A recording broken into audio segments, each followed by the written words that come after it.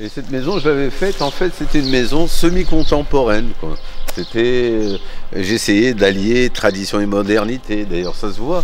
On voit ici des arcatures modernes avec un riad au milieu, et de l'autre côté, il y a des arcatures traditionnelles. C'est quelqu'un d'extraordinaire.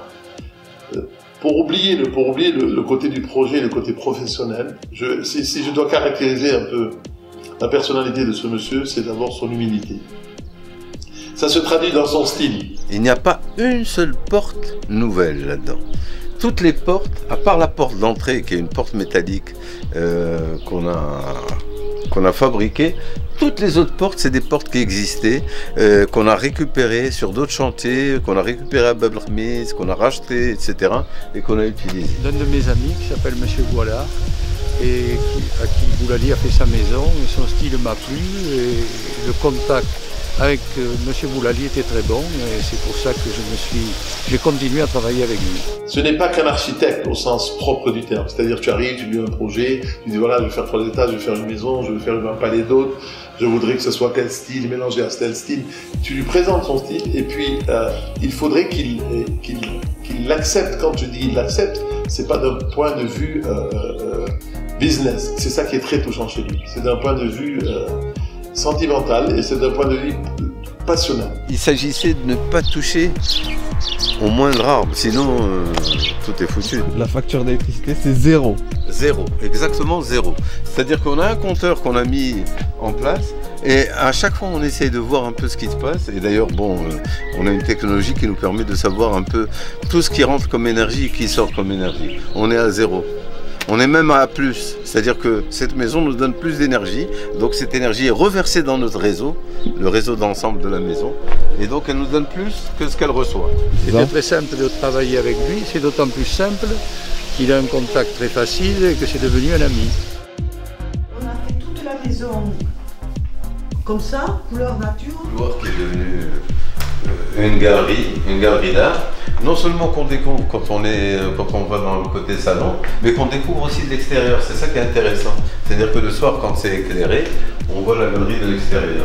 Il va y aller au feeling. C'est ça, il marche au feeling. C'est un monsieur qui marche au feeling. C'est un artiste.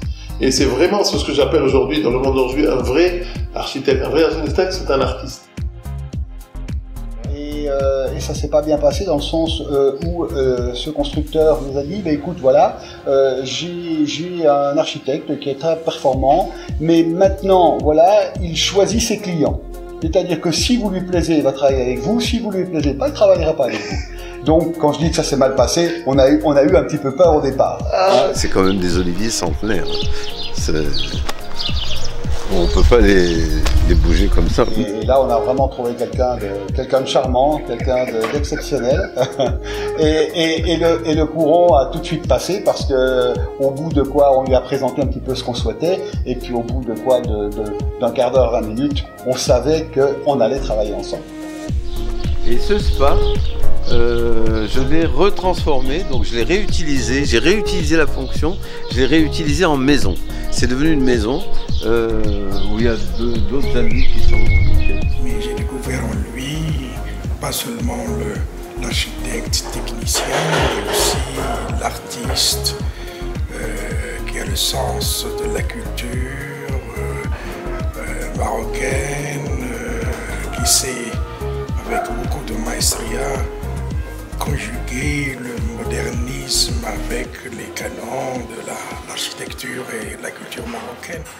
Ça, c'est des éléments qu'on peut trouver, qu'on peut acheter à Bab el Khmis et que j'ai réutilisé sur ce mur en terre, et ça lui donne tout de suite une histoire, une vie particulière. Dès qu'il est passionné et qu'il se prend à ça, ça part et ça déroule. Et ça déroule et ça s'arrête jamais au premier croquis qu'il t'a donné. Au fur et à mesure de l'avancement, on vit les choses ensemble.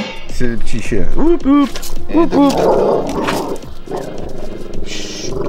Toutes ces ferronneries ont été faites par le ferronnier qui est juste en face.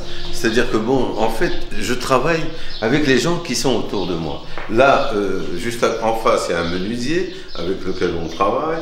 Là, c'est un ferronnier avec lequel on travaille. Il y a un petit constructeur avec qui on fait toutes les choses. On essaie de travailler avec les gens qui sont autour, avec l'environnement.